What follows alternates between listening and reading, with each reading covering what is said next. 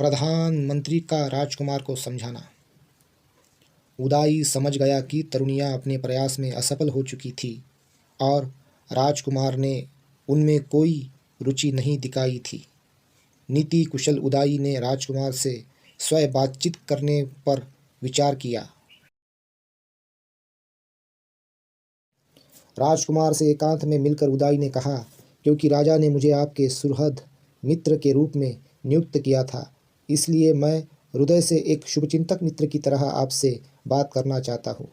उदाई ने कहना आरंभ किया, किसी अहितकारी काम से बचना, हितकर काम करने के लिए आग्रह करना और विपत्ति में साथ न छोड़ना मित्र के ये 3 लक्षण हैं। यदि मैं अपनी मैत्री का आश्वासन देने के अनंतर भी आपके पुरुषार्थ के महान उद्देश्य से विमुख होने पर भी आपको न समझाऊँ तो मुझमें कोई मैत्री भावना नहीं होगी। चालाकी कपट मन से भी स्त्रियों से प्रेम जताना अच्छा है। यह संकोच को दूर करने और स्वयं के आनंद के लिए भी लाभदायक है। स्त्री के प्रति आदरपूर्ण व्यवहार करने और उसकी इच्छानुसार कार्य करने से स्त्री का दिल जीता जा सकता है। वास्तव में सद्गुण भी प्रेम का कारण होते हैं। स्त्रियां आदर चाहती है विशाल नयन राजकुमार, यदि आपका मन नहीं भी मानता तो भी आप ऊपरी मन से ही अपने सौंदर्य के अनुरूप शिष्टाचार से उन्हें प्रसन्न करने का प्रयास करें। शिष्टाचार ही स्त्रियों की औषधि है, शिष्टाचार ही उत्तम अलंकार है और बिना शिष्टाचार के सौंदर्य पुष्प विहीन उद्यान के समान है। लेकिन अकेले इस शिष्टाचार का भी क्या लाभ, उसके साथ हृदय की भावना का भी मेल होना चाहिए।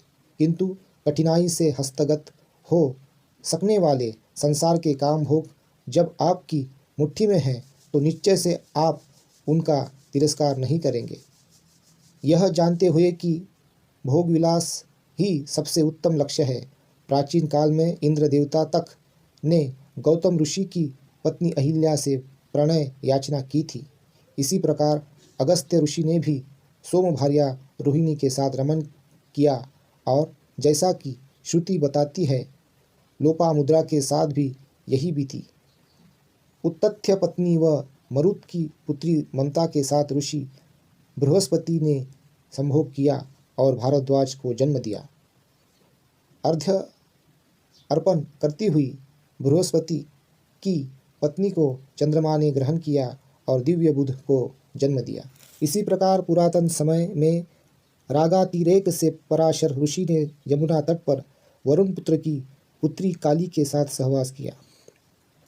वशिष्ठ ऋषि ने अक्षमाला नाम की एक निम्न जाति की स्त्री से सहवास किया और कपिंगलाद नाम के पुत्र को जन्म दिया।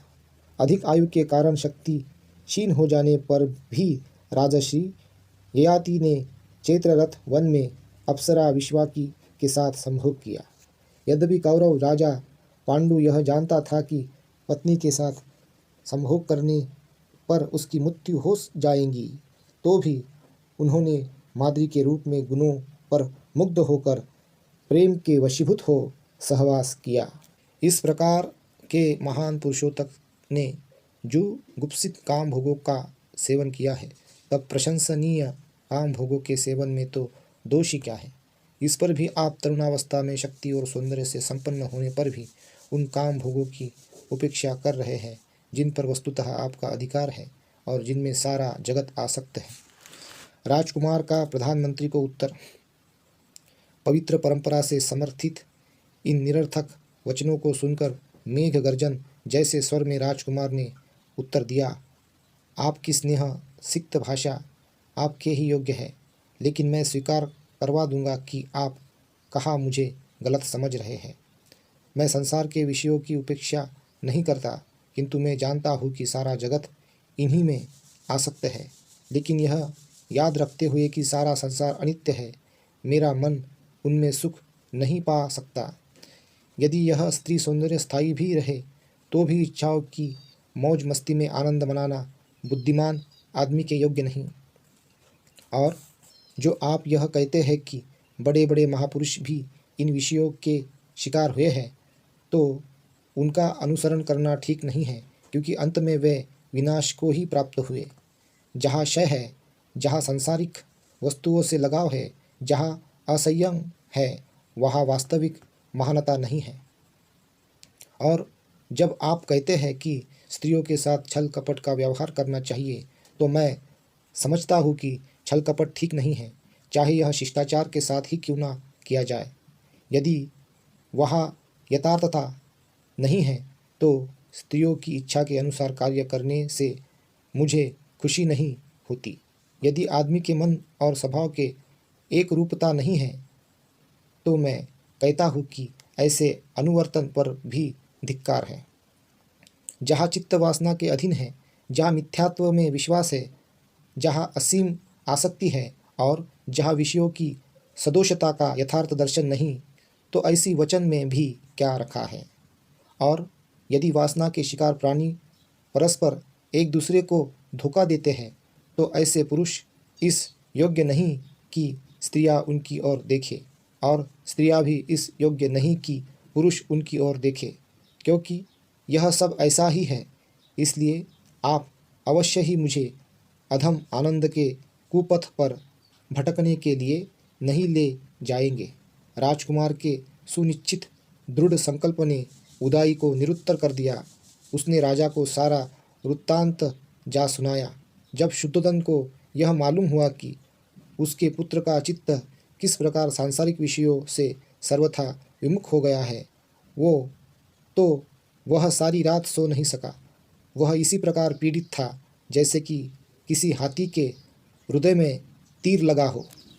उसने और उसके मंत्रियों ने अपना अधिक समय आशावान होकर विचार करने में लगाया कि वे किस उपाय से सिद्धार्थ को संसार के विषयों की ओर अभिमुख करे और उस जीवन से विमुख कर सके जिसकी ओर अग्रसर होने की उसकी पूरी संभावना थी। लेकिन उन उपायों के अतिरिक्त जिनमें वे असफल रहे थे, उन्हें कोई दूसरा उपाय नहीं सूझा। जिनकी पुष्पमालाएं और अलंकार व्यर्थ सिद्ध हो चुके थे, जिनके हावभाव और आकर्षण कौशल निष्प्रयोजन सिद्ध हो चुके थे, जो हृदय में गहन प्रेम छिपाए थी, उन स्त्रियों के अंतपुर को भंग कर दिया गया। शाक्य संघ में दीक्षा। शाक्यों का अपना एक संघ था। 20 वर्ष की आयु होने पर हर शाक्य तरुण को शाक्य संघ में दीक्षित होकर संघ का सदस्य बनना होता था। सिद्धार्थ गौतम 20 वर्ष का हो चुका था। अब उसके लिए यह समय था कि वह संघ में दीक्षित हो और उसका सदस्य बने। शाक्यों का अपना एक सभा भवन था जिसे वे संस्थागार कहते थे। यह कपिलवस्तु में स्थित था। संघ की सभाएं संस्थागार में ही होती थी। सिद्धार्थ को संघ में दीक्षित कराने के उद्देश्य से शुद्धोधन ने शाक्य पुरोहित को संघ की एक सभा बुलाने के लिए कहा।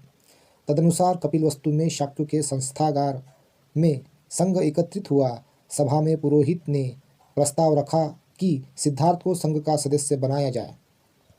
शाक्य सेनापति अपने स्थान पर खड़ा हुआ और उसने संघ को संबोधित करते हुए कहा, शाक्य कुल के शुद्धोधन के परिवार में उत्पन्न सिद्धार्थ गौतम संघ का सदस्य बनना चाहता है। उसकी आयु 20 वर्ष की है और वह हर तरह से संघ का सदस्य बनने के योग्य है। इसलिए मेरा प्रस्ताव है कि उसे शाक्य संघ का सदस्य बनाया जाए। मेरा विनम्र निवेदन है कि यदि कोई इस प्रस्ताव के विरुद्ध हो तो वह बोले। प्रस्ताव के विरोध में कोई भी नहीं खड़ा हुआ। सेनापति ने कहा, मैं दूसरी बार भी पूछता हूँ कि यदि कोई प्रस्ताव के विरुद्ध है तो वह बोले। प्रस्ताव के विरुद्ध बोलने के लिए कोई भी खड़ा नहीं हुआ। सेनापति ने फिर कहा, मैं तीसरी बार भी पूछता हूँ कि यदि कोई प्रस्ताव के विरुद्ध है तो बोले। तीसरी बार भी कोई प्रस्ताव के विरुद्ध नहीं बोला। शाक्यों की कार्य प्रणाली में यह नियम था कि बिना प्रस्ताव के कोई कार्यवाही नहीं हो सकती थी और जब तक कोई प्रस्ताव 3 बार पारित न हो जाए तब तक वह स्वीकृत नहीं समझा जाता था। सेनापति का प्रस्ताव 3 बार निर्विरोध पारित हो जाने पर सिद्धार्थ के सदस्य के रूप में विधिवत शाक्य संघ में सम्मिलित किए जाने की घोषणा कर दी गई। तब शाक्यों का पुरोहित खड़ा हुआ और उसने सिद्धार्थ को अपने स्थान पर खड़े होने के लिए कहा। सिद्धार्थ को संबोधन करके उसने कहा, क्या आप अनुभव करते हैं कि संघ ने आपको अपना सदस्य बनाकर सम्मानित किया है? सिद्धार्थ का उत्तर था, मैं ऐसा ही अनुभव करता हूँ। क्या आप संघ के सदस्यों के कर्तव्य जानते हैं? मुझे खेद है कि मैं उनसे परिचित नहीं हूँ, किंतु महोदय, उन्हें जानकर मुझे प्रसन्नता ही होगी। सिद्धार्थ ने कहा। पुरोहित बोला, मैं सर्वप्रथम आपको यह बताऊंगा कि संघ के सदस्य की हैसियत से आपके क्या कर्तव्य है। उसने उन्हें क्रमशः एक एक करके गिनाया।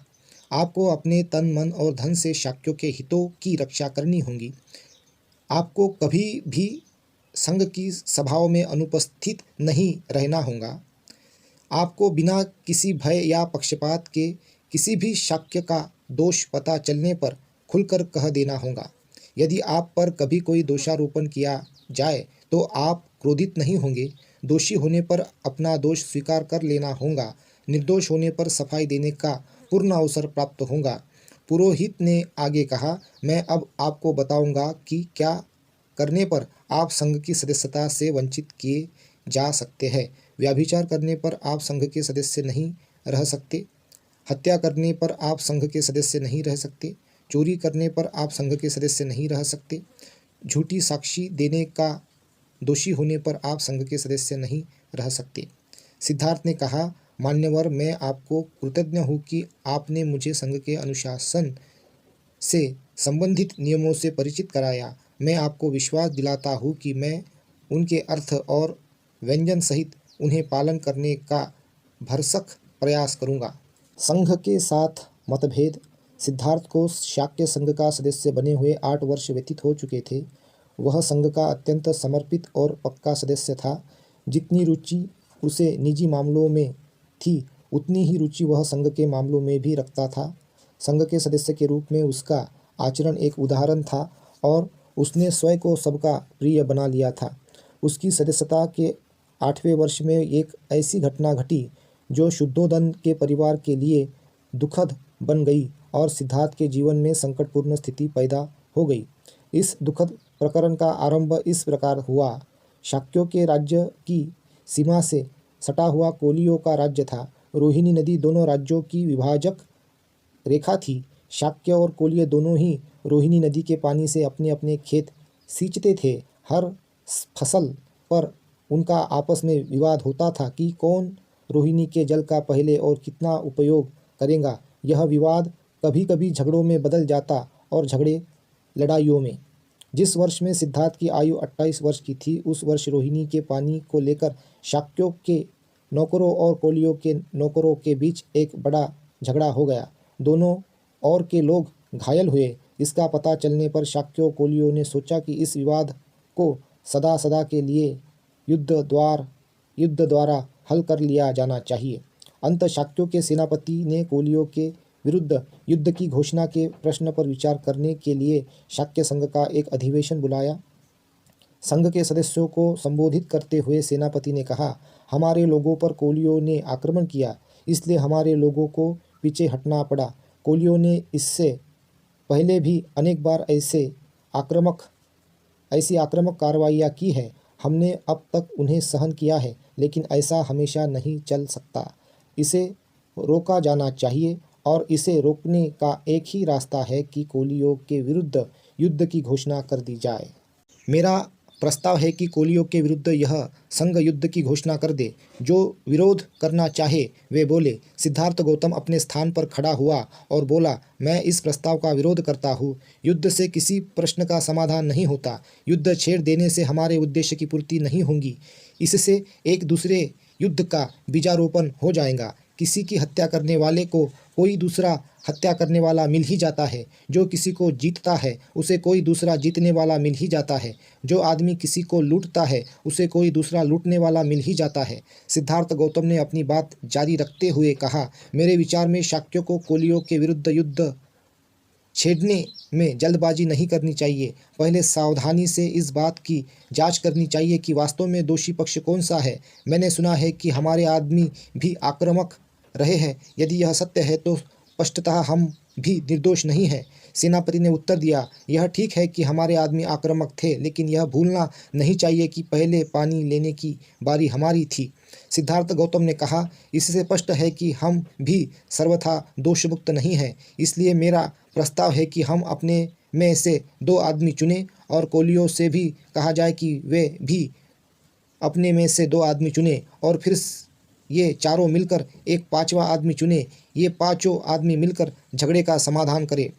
सिद्धार्थ गौतम ने संशोधन हेतु जो प्रस्ताव रखा उसका विधिवत समर्थन हो गया, किंतु सेनापति ने संशोधन का विरोध किया और कहा, मुझे विश्वास है कि जब तक कोलियों को कठोर दंड नहीं दिया जाता तब तक उनका यह संत्रास समाप्त नहीं होगा।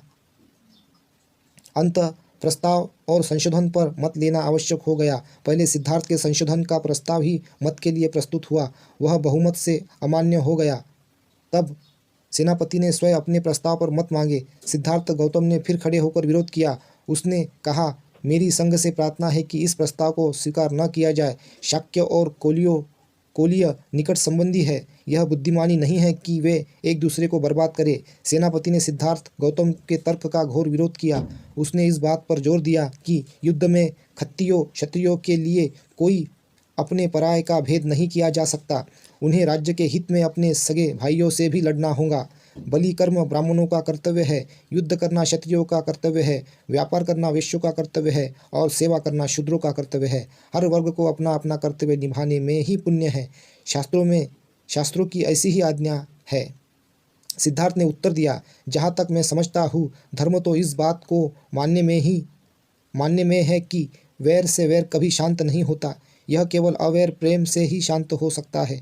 सेनापति अधीर हो उठा और बोला, इस दार्शनिक शास्त्रार्थ में पढ़ना बेकार है। स्पष्ट बात तो यह है कि सिद्धार्थ को मेरा प्रस्ताव अमान्य है। हम संघ का मत लेकर इसका निश्चय करें कि संघ का क्या विचार है। तदनुसार सेनापति ने अपने प्रस्ताव पर लोगों के मत मांगे। भारी बहुमत से वह प्रस्ताव पारित हो गया। देश छोड़ जाने का प्रस्ताव। दूसरे दिन सेनापति ने शाक्य संघ की एक और सभा बुलाई, जिसका उद्देश्य था उसकी अनिवार्य सैनिक भर्ती की योजना पर विचार करना। जब संघ एकत्र हुआ तो उसने प्रस्ताव रखा कि उसे यह आज्ञा जारी करने की अनुमति दी जाए कि 20 और 50 वर्ष के बीच के प्रत्येक शाक्य के लिए कोलियों के विरुद्ध लड़ने के निमित्त सेना में भर्ती होना अनिवार्य होगा। सभा में दोनों पक्ष उपस्थित थे, वे भी जिन्होंने संघ की पहली सभा में युद्ध घोषणा के पक्ष में मत दिया था और वे भी जिन्होंने इसके विरुद्ध मत दिया था। जिन्होंने इसके पक्ष में मत दिया था उनके लिए सेनापति का प्रस्ताव स्वीकार करने में कोई कठिनाई नहीं थी। यह उनके पूर्व निर्णय का स्वाभाविक परिणाम था। लेकिन जिस अल्पमत ने उक्त निर्णय के विरुद्ध मत दिया था उसके सामने एक समस्या थी। वह समस्या थी बहुमत के निर्णय के आगे झुका जाए अथवा नहीं। अल्पमत का दृढ़ संकल्प था कि बहुमत के आगे नहीं झुका जाए। यही कारण था कि उन्होंने उस सभा में उपस्थित रहने का निर्णय किया था। दुर्योग से किसी में यह साहस नहीं था कि इस बात को खुलकर कह सकता। कदाचित वे बहुमत का विरोध करने के परिणामों से परिचित थे। यह देखकर कि उसके समर्थन मौन बैठे थे, सिद्धार्थ खड़ा हुआ और उसने संघ को संबोधित करते हुए कहा, मित्रों, आप जो चाहे सो करें, आपके साथ बहुमत है, लेकिन मुझे खेद के साथ यह कहना पड़ रहा है कि मैं अनिवार्य सैनिक भर्ती का विरोध करूंगा। मैं आपकी सेना में सम्मिलित नहीं होऊंगा और मैं युद्ध में भी भाग नहीं लूँगा। सिद्धार्थ गौतम की बात का उत्तर देते हुए सेनापति ने कहा, उस शपथ का स्मरण करो जो तुमने संघ का सदस्य बनते समय ग्रहण की थी। यदि तुम उनमें से किसी एक का भी पालन न करोगे तो तुम सार्वजनिक निंदा के भाजन बनोगे। सिद्धार्थ ने उत्तर दिया, हाँ, मैंने अपने तन मन और धन से शाक्यों के हितों की रक्षा करने का वचन दिया है, लेकिन मैं नहीं समझता कि यह युद्ध शाक्यों के हित में है। शाक्यों के हित के मुकाबले में सार्वजनिक निंदा का मेरे लिए कोई मूल्य नहीं। सिद्धार्थ ने संघ को सावधान करते हुए याद दिलाई कि किस प्रकार कोलियों से निरंतर झगड़ते रहने के कारण शाक्य संघ बहुत कुछ कौशल राज के अधीन हो गया है। इसकी कल्पना करना कठिन नहीं है कि यह युद्ध शाक्य संघ की स्वतंत्रता को और भी कम करने के लिए कौशल राज को एक और अवसर प्रदान करेगा। सेनापति क्रोधित हो उठा और वह सिद्धार्थ को संबोधित करते हुए बोला, तुम्हारा यह भाषण कौशल तुम्हारे किसी काम न आएगा। तुम्हें संघ के बहुमत के निर्णय को मानना होगा। शायद तुम्हें इस बात का बहुत भरोसा है कि कौशल राज की अनुमति के बिना संघ अपनी आज्ञा की अवहेलना करने वाले को फांसी या देश निकाले का दंड नहीं दे। सकता, और यदि इनमें से कोई भी एक दंड तुम्हें दिया जाए तो कौशलराज इसकी अनुमति नहीं देगा। लेकिन याद रखो कि तुम्हें दंड देने के लिए संघ के पास और भी तरीके हैं। संघ तुम्हारे परिवार के सामाजिक बहिष्कार की घोषणा कर सकता है और संघ तुम्हारे परिवार के खेतों को जब्त भी कर सकता है। इसके लिए संघ को कौशलराज की अनुमति की आवश्यकता नहीं है। सिद्धार्थ ने समझ लिया कि यदि उसने कोलियों के विरुद्ध युद्ध घोषणा करने के प्रस्ताव का अपना विरोध जारी रखा तो उसके क्या क्या दुष्परिणाम हो सकते हैं। इसलिए उसे अब 3 बातों में से एक को चुनना था: सेना में भर्ती होकर युद्ध में भाग लेना, फांसी पर लटकना, या देश निकाला स्वीकार करना। अपने परिवार के लोगों का सामाजिक बहिष्कार और उनके खेतों की जब्ती के लिए राजी हो जाना।